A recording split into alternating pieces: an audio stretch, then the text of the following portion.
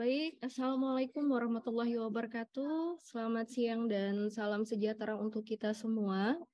Kami ucapkan selamat bergabung kepada Bapak Ibu dosen Universitas Sarimulya, serta para undangan dan seluruh tim panitia pada acara sosialisasi pemutahiran data Sinta dan skema penelitian, serta pengabdian kepada masyarakat Hibah Kemdikbud tahun 2023.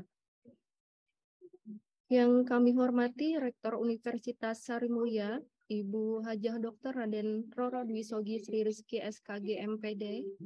Yang kami hormati Wakil Rektor 1 Bidang Akademik dan Kepegawaian, Ibu Dr. Dede Mahdiah MSI. Yang kami hormati Wakil Rektor 2 Bidang Umum dan Keuangan, Bapak Haryadi Widodo, Esket MPH atau yang mewakili. Yang kami hormati Wakil Rektor 3 Bidang Kemahasiswaan dan Kemitraan, Ibu Dr. Adriana Palimbo, SSIT MPD, MKes. Yang kami hormati Ketua Lembaga Penelitian dan Pengabdian kepada Masyarakat, Ibu Putri Pidiasari Dasano, SSI MPD. Yang kami hormati seluruh kepala lembaga yang ada di lingkungan Universitas Sarimulya. Yang kami hormati Dekan, Wakil Dekan, Ketua Jurusan, Ketua Program Studi, serta beserta jajaran yang ada di lingkungan Universitas Sarimulya. Serta seluruh dosen Universitas Sarimulya dalam kegiatan sosialisasi pemutahiran data Sinta dan skema penelitian, serta pengabdian kepada masyarakat Hibah Kemdikbud tahun 2023. Marilah kita buka acara dengan membaca basmalah. Bismillahirrahmanirrahim. Sambutan Wakil Rektor 1 Bidang Akademik dan Kepegawaian, Ibu Dr. Dede Mahdiah MSI. Waktu dan tempat disilahkan. Baik, terima kasih. Assalamualaikum warahmatullahi wabarakatuh. Yang saya hormati Ibu Wakil Rektor 3 Bidang Kemahasiswaan dan Kemitraan, yang saya hormati Ketua Lembaga Penelitian dan Pengabdian kepada Masyarakat, yang saya hormati seluruh ketua lembaga yang hadir pada virtual Zoom ini, Bapak Ibu Dekan, Wakil Dekan, staf unit, dan juga dosen serta tendik mungkin ya yang berhadir pada virtual Zoom di acara LPPM ya. Ibu Rektor mohon maaf tidak bisa membuka acara hari ini karena ada rapat dadakan dari yayasan, nah, sehingga beliau meminta saya untuk memberikan sedikit sambutan terkait acara hari ini ya. Terima kasih Bu Rina sebagai MC. Jadi acara hari ini memang merupakan hal yang sangat bagus, langkah awal ya dari program kerja LPPM untuk meningkatkan kualitas dan mutu LPPM baik di internal maupun nasional ya, karena kita tahu bahwa untuk memperoleh hibah itu diperlukan juga keberadaan posisi universitas di nasional itu seperti apa ya. Kita bisa mengikuti berbagai macam skema karena universitas kita misalnya LPPM-nya sudah memiliki klaster yang bagus ya, sehingga semua skema bisa kita ikuti. Namun saat ini mungkin LPPM kita belum mencapai sampai sana sehingga hanya beberapa skema saja yang bisa diikuti oleh dosen kita. Nah, sangat sayang sekali. Nah, sehingga ini adalah langkah awal untuk membuat universitas lebih maju lagi dalam hal dua dharma, yaitu penelitian dan pengabdian kepada masyarakat, supaya skema-skema yang tidak bisa diperoleh tadi bisa diperoleh nanti mungkin ya di 2 tahun yang akan datang. Khusus misalnya masuk ke universitas itu artinya persaingannya kompetitifnya secara internal ya, biasanya begitu kalau klasternya sudah peringkat tinggi ya, khusus di level madya mungkinnya itu sampai dananya dulu itu sampai 2 miliar gitu ya untuk kompetisi internal saja ya. Harapan kami dari rektorat semoga semakin maju ya, apalagi sekarang langkah awal yang sudah dibuat yaitu sosialisasi kegiatan Sinta ya, pemeringkatan Sinta itu sangat penting sekali karena di Sinta itu menentukan pemeringkatan Bapak Ibu ya, perguruan tinggi khususnya ya di level nasional. Dan juga tadi disampaikan akan ada penyampaian terkait skema hibah yang baru ya, baik itu penelitian maupun pengabdian, serta mungkin tips dan triknya supaya memperoleh paten ya. Oke, Bapak Ibu, sukses terus ya. Terima kasih. Mungkin itu saja dari saya. Sekalian saya juga akan membuka acara ini. Marilah kita buka acara sosialisasi program kerja LPPM di bidang riset dan pengabdian. Saya buka dengan baca basmalah. Bismillahirrahmanirrahim. Oke, itu saja dari saya. Wassalamualaikum warahmatullahi wabarakatuh. Waalaikumsalam warahmatullahi wabarakatuh. Terima kasih kepada Ibu Dr. Dede Mahdiah MSI yang sudah membuka kegiatan pada hari ini. Hadirin yang berbahagia, marilah kita berdoa yang akan dipimpin oleh Bapak Ibrahim SSI. Kepada Bapak Ibrahim SSI disilahkan. Assalamualaikum warahmatullahi wabarakatuh. Untuk menambah keberkahan pada kegiatan kita hari ini, marilah kita bersama-sama berdoa. Dalam kesempatan ini dengan saya memimpin doa dengan cara Islam. Al-Fatihah. Auzubillahi minasyaitonirrajim. Bismillahirrahmanirrahim. Alhamdulillahirabbil alamin wassalatu Maliki yaumiddin iyyaka na'budu wa iyyaka nasta'in shiratal mustaqim shiratal ladzina an'amta 'alaihim ghairil maghdubi 'alaihim waladdallin amin. Amin amin ya rabbal alamin. Auzubillahi minasyaitonir rajim. Bismillahirrahmanirrahim. Allahumma shalli ala sayyidina Muhammadin salatan tunjina biha min jamil ahwali wal afat wa taqdilana biha jami'il hajat tutahhiruna biha min jami'is sayyi'at wa tarfa'una biha indaka 'ala darajat wa tuballighuna biha aqsal ghayat min jamil khairati bil hayati wa ba'dal mamat. Allahumma fir lana dzunubana wa li walidayna warhamna kama rabbayana shighara walil mu'minina yauma yaqumul hisab. Rabbana zidna ilma warzuqna fahma. Ya Allah, ya Rahman, ya Rahim, turunkanlah limpahan rahmat dan kasih sayang-Mu di dalam perkumpulan kami, dan jadikanlah pertemuan kami ini sebagai wasilah terbukanya cakrawala berpikir yang logis dan praktis. Ya Allah yang Maha Alim, tambahkanlah ilmu pengetahuan kepada kami, dan bimbinglah kami dalam mengemban tugas sebagai seorang penuntut ilmu, sebagai seorang pendidik, maupun sebagai seorang pemimpin, agar kami selalu berada di jalan yang lurus dan dalam ridha-Mu. Ya Allah yang Maha Ghafur, ampunilah dosa kami, dosa karena bunyi kesombongan di hati kami akan ilmu yang sedikit Engkau titipkan di hati kami. Ilmu Engkau lah yang maha luas, pengetahuan kamilah yang terbatas. Rabbana zalamna anfusana wa illam taghfir lana wa tarhamna lanakunanna minal khasirin. Rabbana atina fid dunya hasanah wa fil akhirati hasanah wa qina azabannar. Walhamdulillahirabbil alamin. Wassalamualaikum warahmatullahi wabarakatuh. Baik, hadirin yang berbahagia, langsung saja kita mulai kegiatan hari ini dengan sesi pertama yang akan disampaikan oleh Ibu Dr. Dede Mahdiah MSI dengan tema tips dan trik mendapatkan hibah paten atau sharing terkait bagaimana caranya mendapatkan hibah paten dari Kemdikbud. Kepada Ibu Dr. Dede Mahdiah MSI disilahkan. Baik, terima kasih Ibu Rina sebagai MC sekaligus moderator ya pada acara hari ini. Terima kasih atas undangannya LPPM. Bapak Ibu, saya mencoba berbagi resep ya. Jadi sharing aja lah ya, sharing pengetahuan terkait dengan paten yang kemarin mungkin saya pernah ikuti dan juga saya pernah mendapatkan hibahnya ya.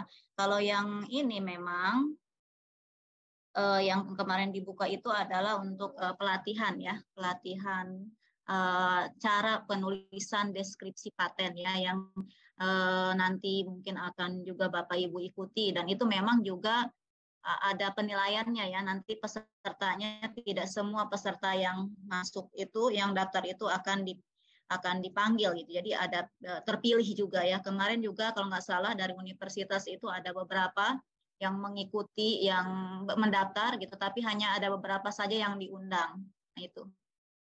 Ya, saya coba share screen ya. Terlihat, Bu. Ya. Terlihat Bapak Ibu? Ya, terlihat, Bu. Baik, sebelum ke materi inti itu bagaimana cara memperoleh hibah paten ya, atau supaya kita juga bisa masuk ke dalam kategori riset pemahaman dasar hak kekayaan intelektual ya. Ini yang materi ini memang disampaikan oleh Pak Marjuki dulu itu, beliau pembimbing saya ya waktu saya dapat hibah paten ya. Jadi kekayaan intelektual itu adalah kekayaan yang muncul sebagai hasil olah pikir manusia ya, seperti temuan teknologi, ya, karya sastra, seni, desain industri, simbol, nama, gambar yang digunakan untuk industri. Nah, itu adalah kekayaan intelektual. Jadi kekayaan intelektual itu adalah hak atas kekayaan intelektual yang diperoleh oleh peneliti ya. Peneliti baik dosen maupun jabatan fungsionalnya adalah peneliti. Perlindungan kekayaan intelektual itu merupakan faktor penting yang mendorong pertumbuhan ekonomi ya suatu bangsa, sehingga suatu negara dikatakan maju memang kekayaan intelektualnya sangat banyak ya. Makanya sekarang Indonesia memang sudah menggerakkan semua karya itu wajib diberikan hak cipta ataupun paten ataupun merek ya. Jadi Bapak Ibu kalau punya riset sekecil apapun jangan sampai tidak didaftarkan di DJKI ya, Dirjen Kekayaan Intelektual Republik Indonesia ya. Sangat sayang sekali jangan sampai diklaim oleh negara tetangga atau oleh teman sendiri ya. Jadi harus segera didaftarkan jika tidak ingin diklaim oleh orang lainnya. Itu dalam bentuk riset tentunya ya. Peran KI terhadap pertumbuhan ekonomi suatu negara melalui pemanfaatan kepemilikan dan melarang pihak lain dari pemanfaatan atau penggunaan tanpa memiliki lisensi. Jadi seperti kita misalnya sudah mengklaim temuan misalnya antibiotik dari Klakai ya dengan ke arah bakteri yang sama, ternyata keduluan. Nah itu ada kasusnya waktu itu di India ya.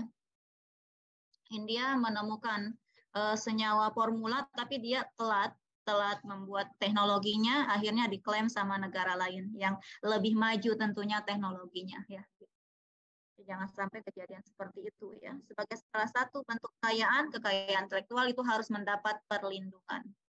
Nah, pengelompokan kekayaan intelektual itu ada hak cipta ya, Undang-Undang Nomor 28 Tahun 2014, ada merek ya, ada desain industri, ada paten, ada desain tata letak sirkuit terpadu, ada rahasia dagang ya, kemudian ada indikasi geografis dan lain sebagainya. Jadi ini adalah jenis pengelompokan kekayaan intelektual yang akan saya sampaikan hari ini atau sharing, yaitu terkait dengan paten ya. Sifat sebelum sampai ke paten, sifat kepemilikan. Nah ini kadang orang mengatakan bahwa rugi kalau saya mendaftarkan kekayaan intelektual saya melalui universitas. Artinya atas nama universitas. Sebenarnya tidak Bapak Ibu, ya itu memang sekarang sudah menjadi aturan juga di dunia ya, khususnya paten bahwa nanti pemegang patennya itu adalah universitas dan inventornya adalah Bapak Ibu. Jadi nama Bapak Ibu tetap ada sebagai inventor. Memang pemegangnya adalah universitas ya. Seperti itu. Jadi ada personal dan ada komunal ya. Sifat itu merek, paten, desain industri, hak cipta, tata letak ya, sirkuit terpadu, perlindungan varietas tanaman itu masuk ke kepemilikan kekayaan secara personal ya. Kayak apa itu paten? Nah, paten itu adalah hak eksklusif ya yang diberikan oleh negara kepada inventor atas hasil invensinya di bidang teknologi ya. Ini paten harus merupakan solusi ya, baru berupa produk atau proses. Nah, jadi boleh prosesnya ya Bapak Ibu, tidak Anda misalnya Bapak Ibu belum menemukan produknya, belum menemukan alat atau teknologinya atau hanya metodenya saja itu boleh dipatenkan mungkin dalam bentuk paten sederhana ya, kayak gitu. Yang biasanya proses atau produk itu bisa diterapkan di industri ya. Paten dikelompokkan menjadi dua, ada paten sederhana itu perlindungannya 10 tahun dan ada paten perlindungannya itu 20 tahun. Jadi tidak lama seperti hak cipta sampai 70 tahun ya Bapak Ibu ya. Jadi paten itu tidak lama perlindungannya. Jadi nanti ada perpanjangan dan seterusnya itu tentunya memakan biaya ya. Perlindungan paten mulai diberikan pada tanggal pendaftaran ya. Nah, prinsip-prinsip pokok paten ya. Jadi di sini saya sampaikan paten yang tidak diberikan. Nah, paten itu tidak bisa diberikan untuk pertama kreasi estetika ya. Skema, aturan dan metode untuk melakukan kegiatan yang melibatkan kegiatan mental, permainan dan bisnis. Aturan dan metode yang hanya berisi program komputer, presentasi mengenai suatu informasi dan temuan atau discovery berupa penggunaan baru untuk produk yang sudah atau ada atau sudah dikenal ya. Nah, itu tidak bisa dipatenkan. Proses atau produk yang pengumuman, penggunaan dan pelaksanaan bertentangan dengan undang-undang ya, agama, ketertiban umum dan kesusilaan.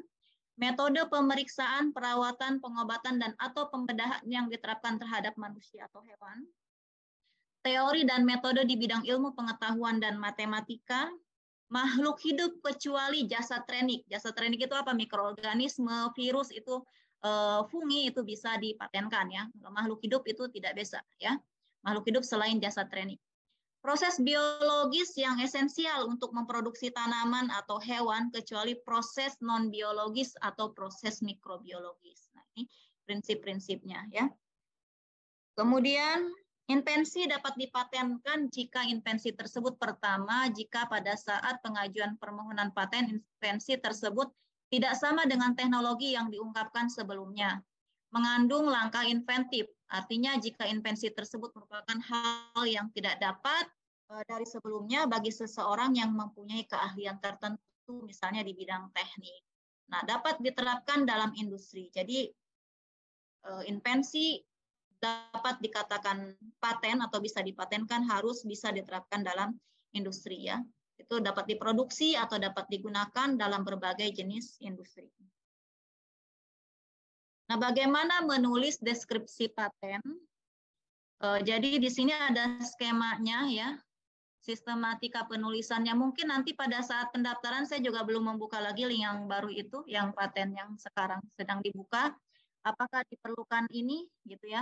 Jadi silakan aja diikuti. Jadi ada memang sistematika dokumen spesifikasi paten. Ada judul patennya apa, ada bidang teknik invensi, ya, ada latar belakang invensi, ada uraian singkat invensi, ada uraian singkat gambar, ada uraian lengkap invensi, ada klaim, ya, ada abstrak dan ada gambar. Ini bila ada ya. Berarti kalau ada gambar di poin 9, berarti di poin 5 itu ada uraian singkat gambar. Jika poin 5 ini tidak ada, berarti poin 9 juga tidak ada. Ya, tidak mesti paten itu harus ada gambarnya ya. Nah, contoh formatnya bisa diunduh di sini ya. Di dgip.go.id garing unduhan garing formulir kategorinya paten. Di situ ada lengkap formatnya dan jenis penulisan dan juga spasi dan seterusnya itu ada. Jadi Bapak Ibu jika ingin menulis paten itu harus pakai format ini ya, sesuaikan. Jadi hurufnya juga berbeda ya dengan cara penulisan proposal. Oke, judul invensi ya. Pernyataannya harus singkat yang mencerminkan isi dan jenis invensi. Misalnya ada judul produknya sabun cuci piring ya. Atau judul prosesnya saja, proses pelapisan baja. Atau bisa keduanya, judulnya ada produk, ada proses. Jadi produk itu diperoleh melalui proses apa? Contohnya tempe jagung dan proses pembuatannya. Jadi harus seperti ini judulnya ya. Mungkin saya share, saya ini dulu, saya close, saya share yang punya saya. Nah, stop share.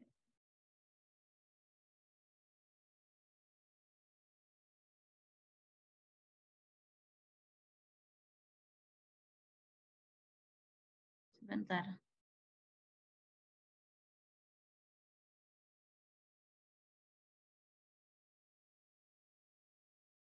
Nah, apakah sudah terlihat Bapak Ibu? Nah, ini adalah judul saya ini produk dan proses ya. Saya judul patennya produk dan proses ini bakteri tanah gambut penghasil senyawa antimikroba sebagai agen terhadap bakteri patogen multiresisten antibiotik dan proses pembuatannya. Nah, seperti ini. Jadi ini judul patennya ada produk dan proses ya. Nah, setelah judul ada bidang teknik invensi. Nah, Seperti ini ya. Nanti ini formatnya seperti ini Bapak Ibu. Jadi memang sudah ada di sana poin-poin ini 10, 15, 20 ya. Jadi ini jangan dihapus. Jadi kita tinggal ikutin saja dan tulisan jenis tulisannya pun berbeda ya. Ini jenis tulisan memang di formatnya seperti itu ya. Ya saya balik dulu ke PPT.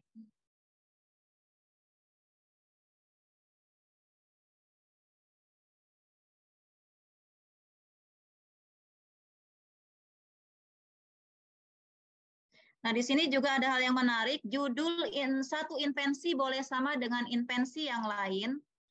Yang membedakan itu adalah klaimnya, apa yang mau diklaim. Nah, ini klaim itu kalau kita mengajukan paten itu dia di halaman terpisah ya, di halaman terpisah. Tidak gabung di deskripsi.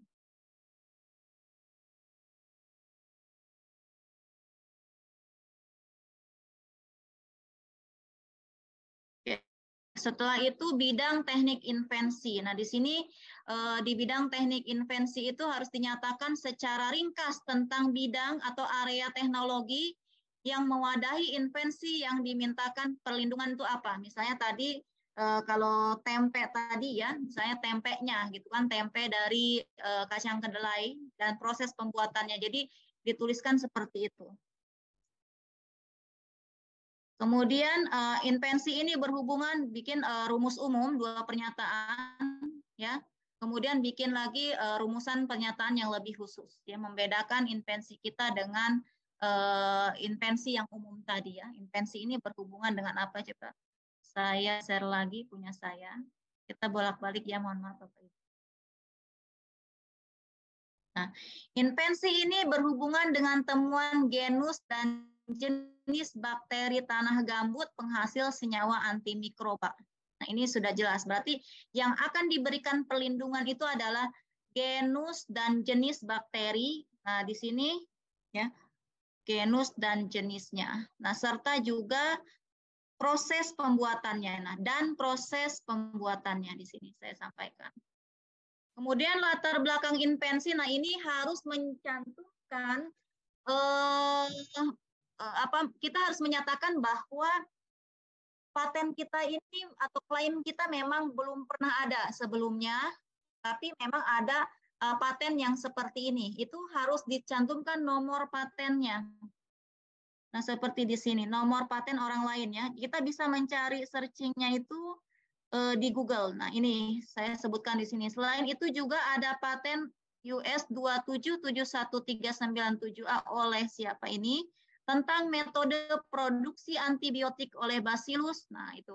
Namun khusus paten tentang proses pembuatan bakteri penghasil antimikroba dari tanah gambut belum ditemukan. Jadi harus menyatakan bahwa kebaruan dari paten kita. Jadi kita bisa mencantumkan 2 atau 3, ini saya cantumkan 2 ya. Nah, perbedaannya di mana? Silakan nanti disampaikan di latar belakang ini ya. Di latar belakang, ini apa namanya tadi? Latar belakang invensi.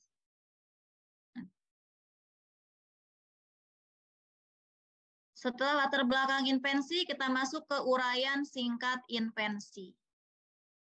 Nah, ini uraian singkatnya. Oke.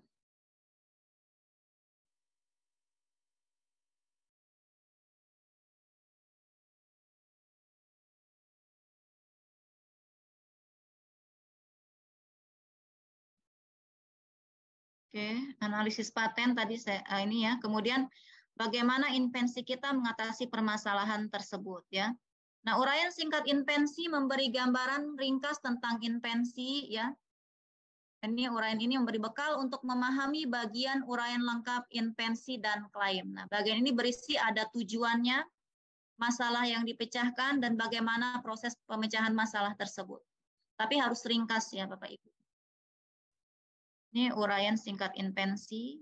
Nah, kemudian kalau tadi saya bilang, kalau di paten Bapak Ibu ada gambar, maka harus ada uraian singkat gambar. Ya. Berisi daftar gambar-gambar yang digunakan untuk memperjelas invensi. Ya. Nah, baik perspektif susunan, tampak atas, depan, samping, potongan, grafik, flowchart. Contoh gambar 1 adalah tampak belakang dari baling-baling kapal, bersirip sesuai dengan invensi ini. Gambar 2 apa gitu kan, dan seterusnya. Jadi harus diuraikan bagian dari gambar-gambar yang Bapak Ibu gambarkan di paten Bapak Ibu. Kemudian uraian lengkap invensi, ini menjelaskan invensi secara detail yang dilengkapi dengan contoh, ilustrasi, tabel, grafik, diagram, dan sebagainya. Saya kasih contoh punya saya lagi.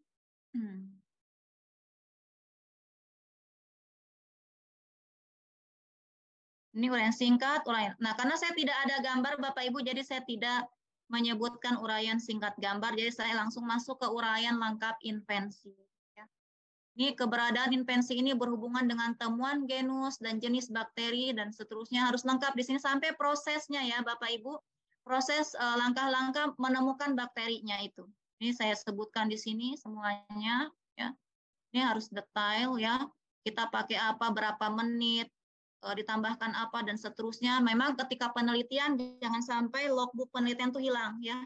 Jadi untuk menemukan sebuah proses paten yang baik, ya tadi dari prosesnya, proses penelitiannya harus betul-betul hati-hati dan teliti, dan pencatatan atau dokumentasi itu harus tersimpan dengan baik, jangan sampai hilang. Di sini ada tabel juga saya sampaikan ya. Oke, itu dia halaman apa namanya, ini namanya tadi uraian lengkap invensinya. Oke, selanjutnya.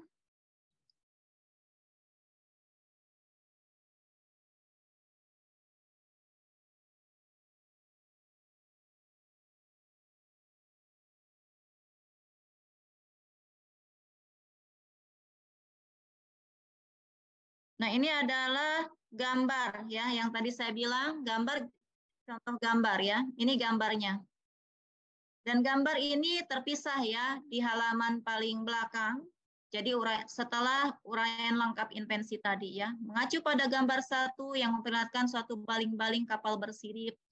Nah, jadi di sini di gambar itu ada keterangan. Ada keterangan 1 itu apa, 2 apa, 3, 4 dan seterusnya. Dan gambarnya harus jelas ya, tampak samping, tampak sudut, tampak bawah ya, tampak atas, harus ditampilkan di deskripsi paten Bapak Ibu. Nah, ini adalah klaim ya. Nah, apa yang mau diklaim dari paten kita ya? Klaim merupakan bagian terpenting dari dokumen paten. Klaim membatasi lingkup atau skup kepemilikan hak atas kekayaan intelektual berupa paten yang mengeksklud pihak-pihak lain untuk membuat, menggunakan, dan menjual produk teknologi hasil invensi. Saya langsung saja, ini kan klaim saya.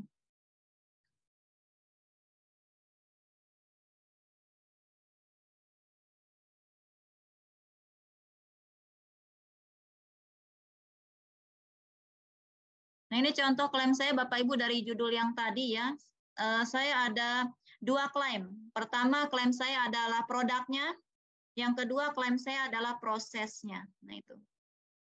Suatu bakteri Pseudomonas struthiaris lain ini, tanah gambut yang mampu menghasilkan ini, kemudian suatu prosesnya untuk menghasilkan bakteri, dan ini seperti ini. Jadi tidak boleh ada nomor lagi ya Bapak Ibu. Ini nomor 1-nya adalah untuk 1 klaim ya. Jadi kalau Bapak Ibu ada 3 nomor berarti dianggap ada 3 klaim. Jadi kalau Bapak Ibu cuma hanya punya 1 klaim, jadi di 1 nomor aja ya. Di 1 nomor, tidak boleh ada nomor selanjutnya. Jadi ini nomor 1, klaim 1 saya itu tentang produk, klaim 2 itu adalah tentang proses bagaimana menghasilkan produk tersebut. Tuh ya.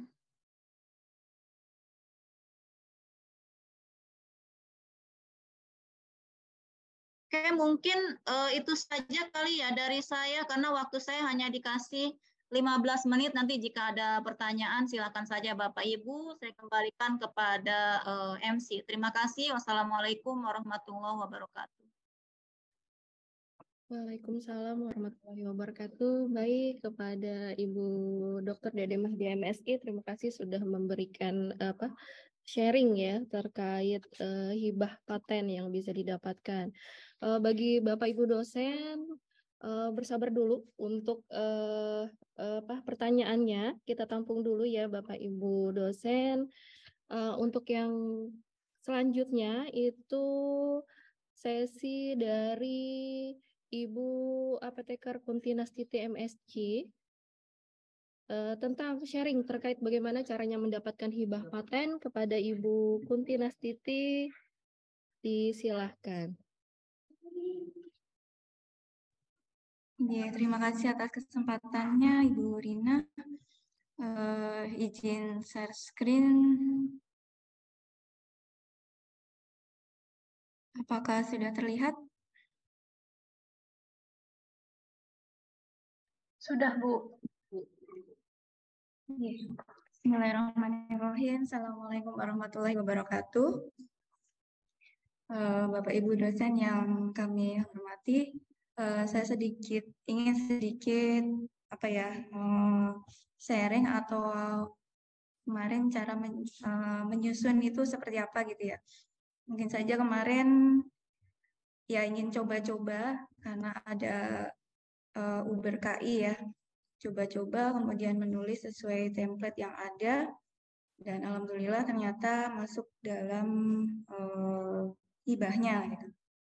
Jadi sebenarnya saya juga masih belajar banyak ya, mungkin sangat banyak Bapak Ibu sekalian di sini juga yang sudah senior.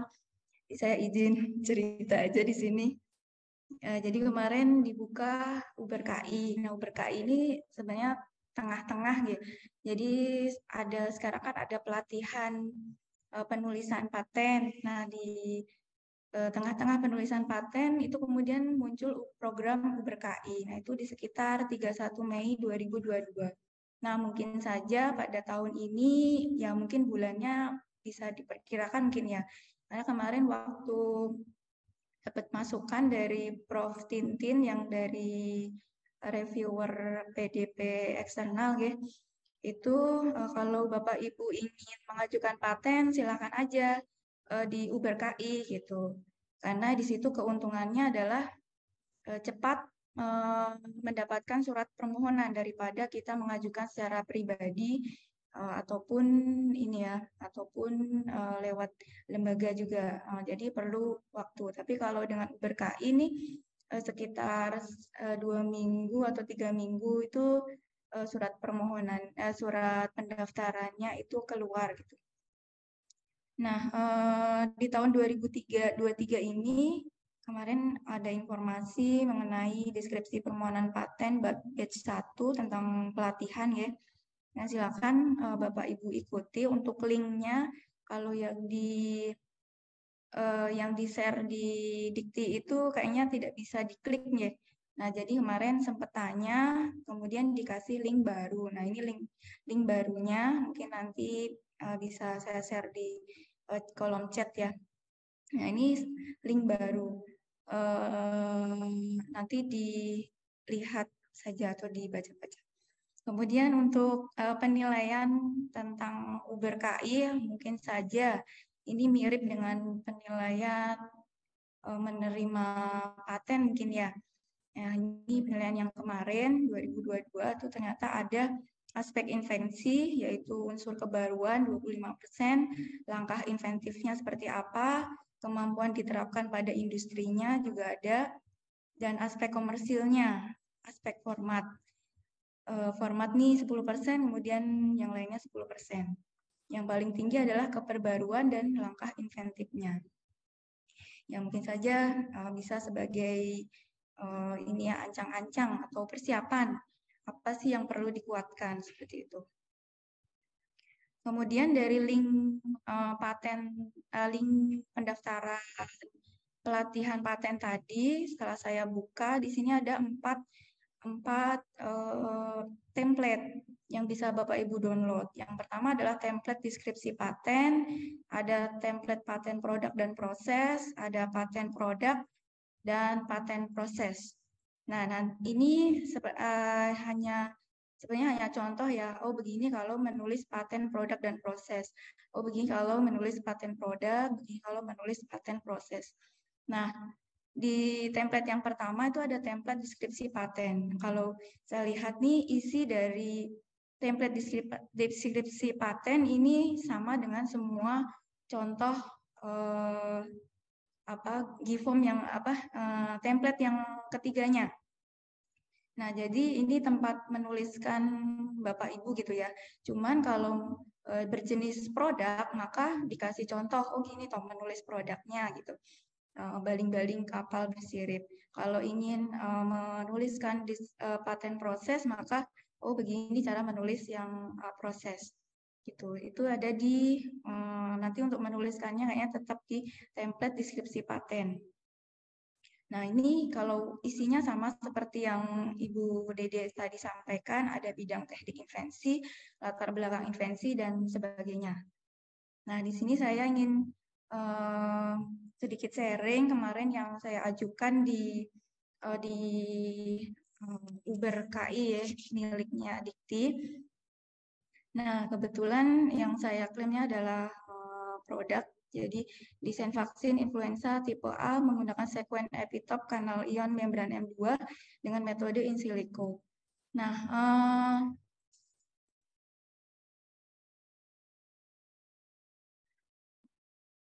ini tertutup ya. Oke. Bidang teknik invensi, di sini inventor itu apa sih gitu ya? Pemilik karya intelektual dapat berupa individu atau kelompok.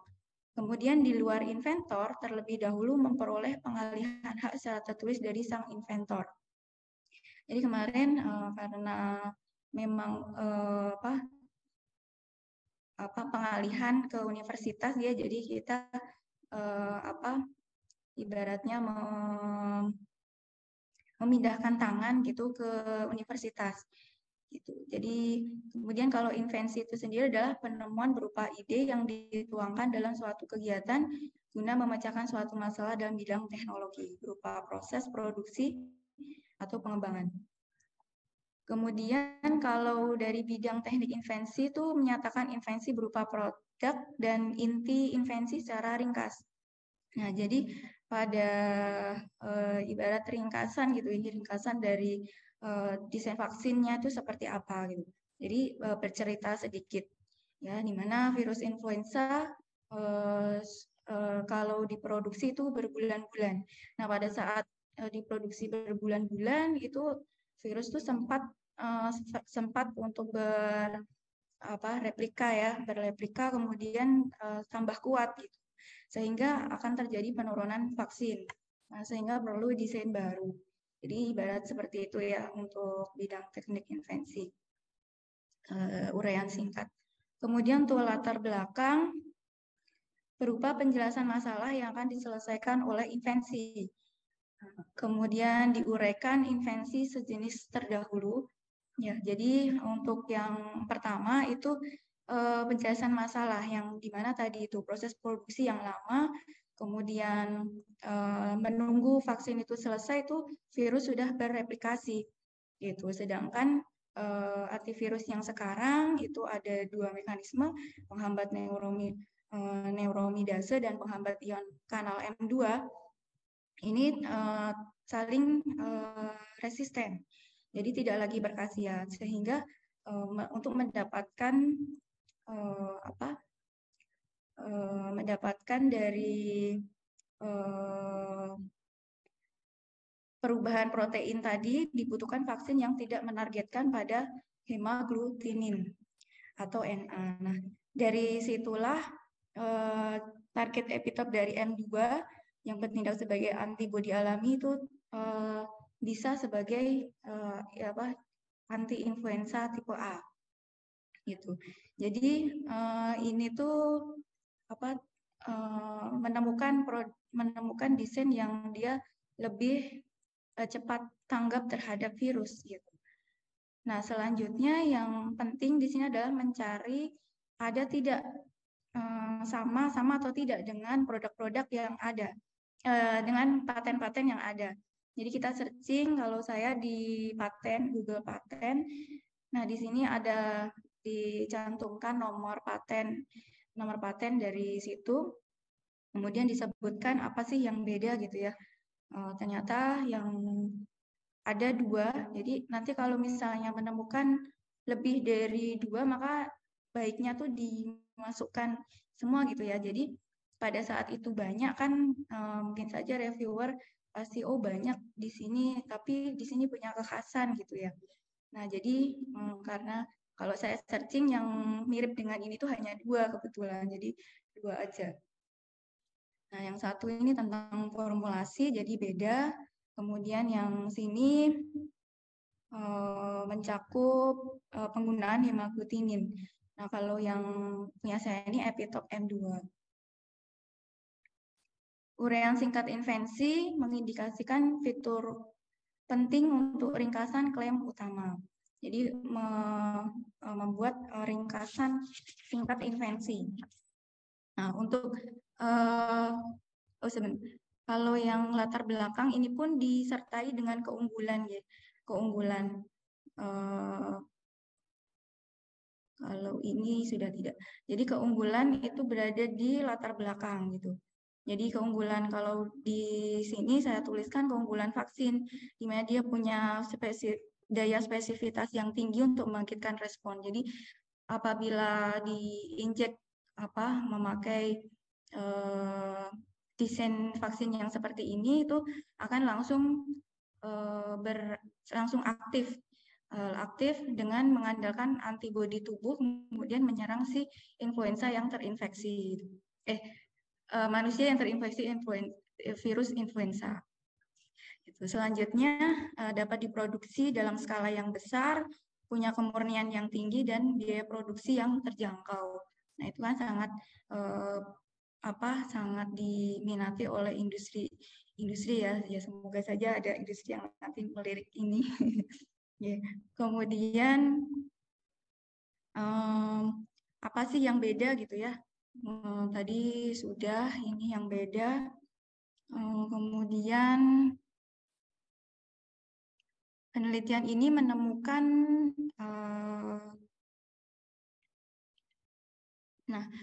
apa gitu ya? Apa keunggulan dari setelah ditemukan ini gitu. Diharapkan adanya industri yang kemudian memanfaatkan. Nah, kemudian sebutkan juga setelah ini tuh dikembangkannya nanti seperti apa gitu oleh industri. Jadi industri bisa membayangkan, oh nanti tinggal begini toh gitu. Jadi ada gambaran di situ. Nah, seperti kalau di sini saya menuliskan dengan epitop M2 dari virus itu tingkat imunogenitas atau tingkat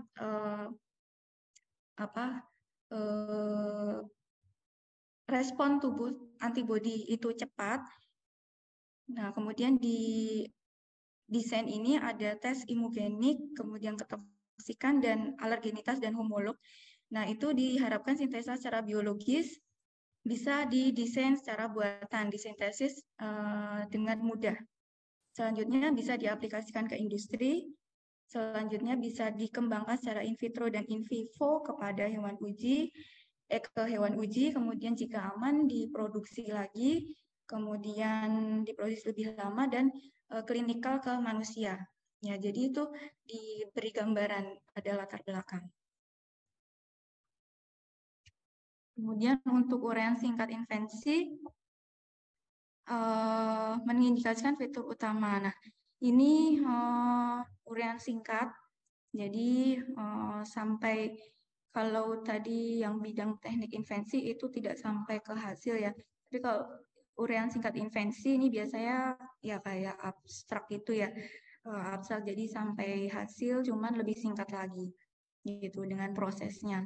Jadi metode in silico ini menggunakan metode in silico dengan tipe imun epitop database IADP. Jadi memakai program. Kemudian uraian lengkap invensi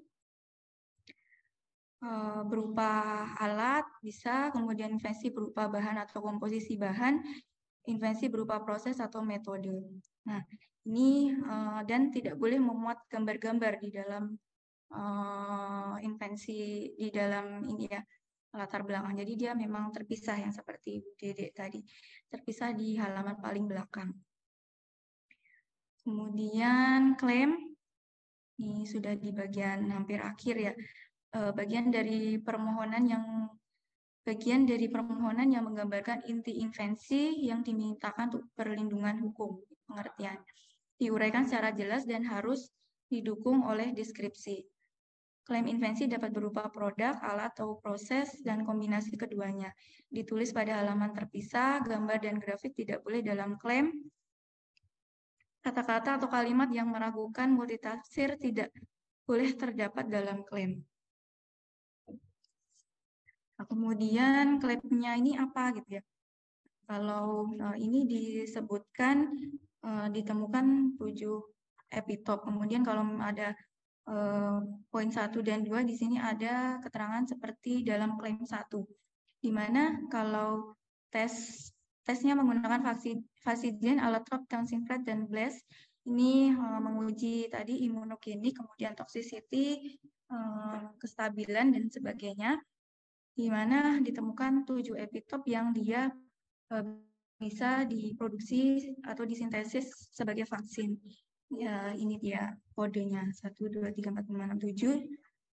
Nah, itu desain semua diuraikan dalam klaim harus sudah ada penjelasan terlebih dahulu pada uraian lengkap di atas.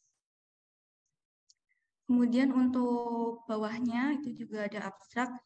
Ini untuk penulisan waktu hibah ya Bapak Ibu, bukan penulisan waktu kita mengajukan paten. Kalau kita mengajukan paten individu itu biasanya terpisah antara abstrak klaim dan klaim abstrak, kemudian gambar dan deskripsi paten tuh filenya terpisah.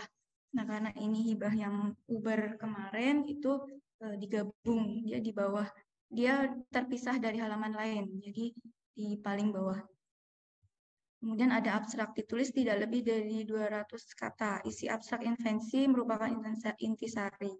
Ya, jadi ya seperti kita menulis abstrak, jumlah katanya tidak boleh dari 200. Kemudian gambar jika ada, seperti ini. Nah, terus dari proses tunggu kalau lewat Uber KI cepat ya, dari 4 Oktober sampai 11 Oktober. Jadi hanya beberapa ini saja. Nah, untuk kemarin anggotanya itu ada Samsul Hadi, ini adalah dosen Unlam, kemudian ada Pak Noval, ada Pak Dian, dan ada Pak Dani. Ini ikut dalam anggota, kemudian apa lagi ya? Oh ya, setelah keluar ini, itu kita bisa ngecek di PDKI Indonesia JJGO ID, ya seperti ini sampai mana? Sampai mana paten kita gitu ya. Nah, ternyata kalau di saya ini masih dalam proses. Ya, saya sih dengar ya kalau paten sederhana itu masa tunggunya 2 tahun ya. Kalau paten yang biasa, paten tok itu 5 tahun lebih ya, memang lama. Ya karena ini paten sederhana, masih dalam paten sederhana biar cepat. Oke, gitu saja. Salah tulis. Good luck Bapak Ibu. Begini sampai di sini saja penyampaian dari saya dengan kemarin. Semoga mendapat gambaran dan Bapak Ibu bisa menjadi salah satu peserta dalam pelatihan penulisan paten. Itu saja, saya kembalikan ke Ibu Rina. Terima kasih. Wassalamualaikum warahmatullahi wabarakatuh. Baik, terima kasih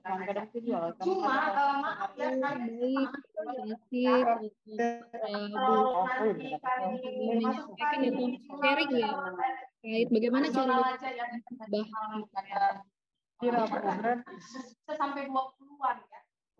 Nah, juga memohon izin bahwa hanya lo tanggung jawab dengan ini orang ini yang lo ada caranya Dede atau Pamahen mohon izin rumah kan ini nanti pertanyaan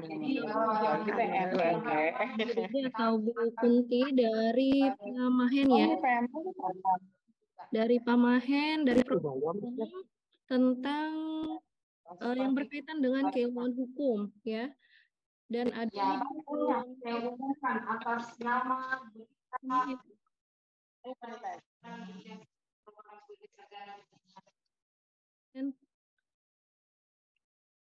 Halo Pamahen. Dua.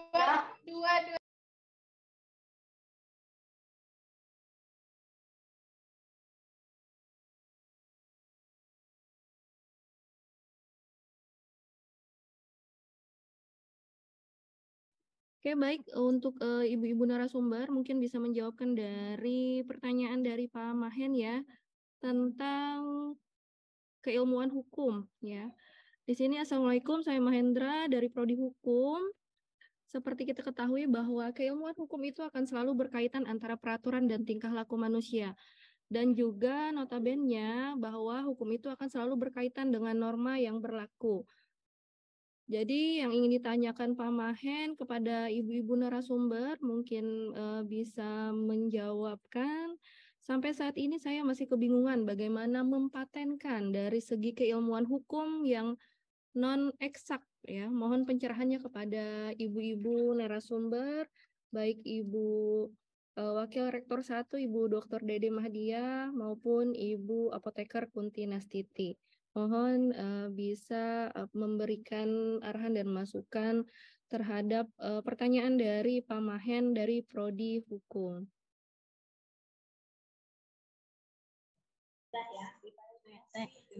Baik, Bu Rina, masih dengar suara saya?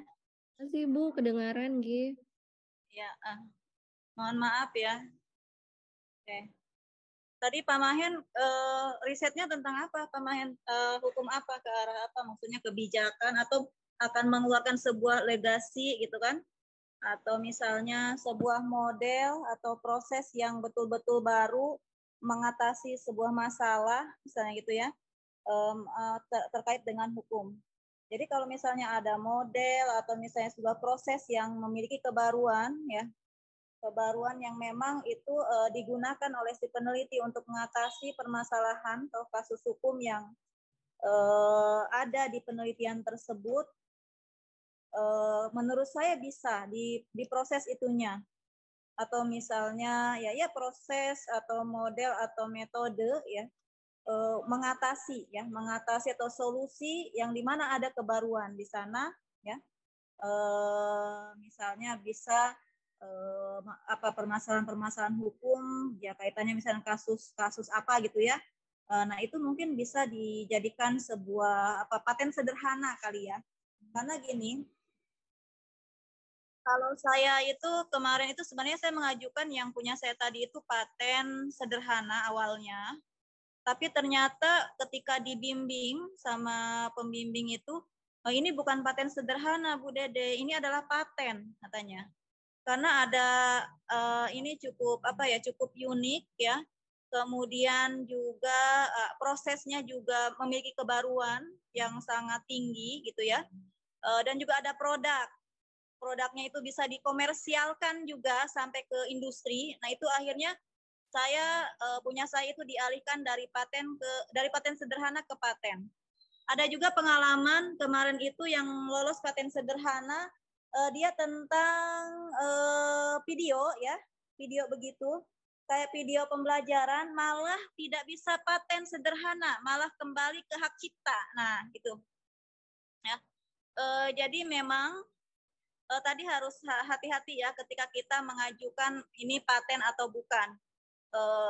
Mungkin Pak Mahen bisa diskusi intens lagi ya mungkin ya terkait risetnya bagaimana gitu kan, kira-kira di situ originalitas risetnya apa ya, kemudian juga kebaruan atau hasil dari riset itu kebaruannya apa atau proses selama riset yang bisa diajukan, proses bukan cara kerja bukan cara kerja yang umum yang biasa kita gunakan untuk penelitian, tapi ada kebaruan dalam proses tersebut menghasilkan sesuatu yang bisa misalnya tadi mengatasi solusi yang terjadi di masyarakat, khususnya ya di bidang hukum.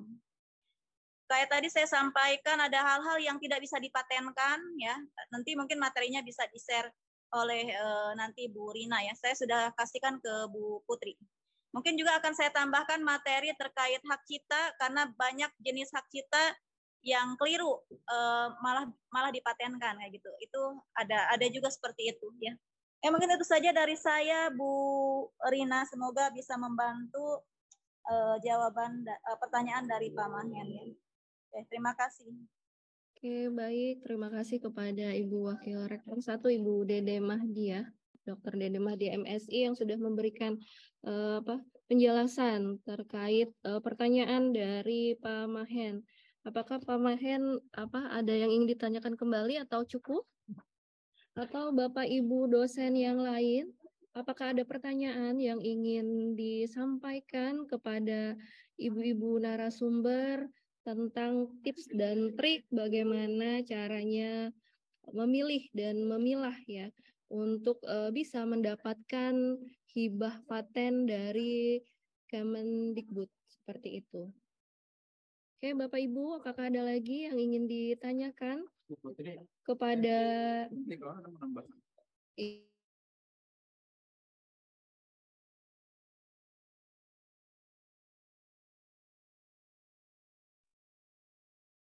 Mungkin Bu Kunti, apakah ada yang ingin ditambahkan terkait pertanyaan dari Pak Mahen? Atau Tidak ada, Bu. Oke, Pak Mahen, cukup ya, Pak? Kalau sudah cukup kepada Bapak Ibu dosen, nanti bisa bertanya di kolom chat kembali.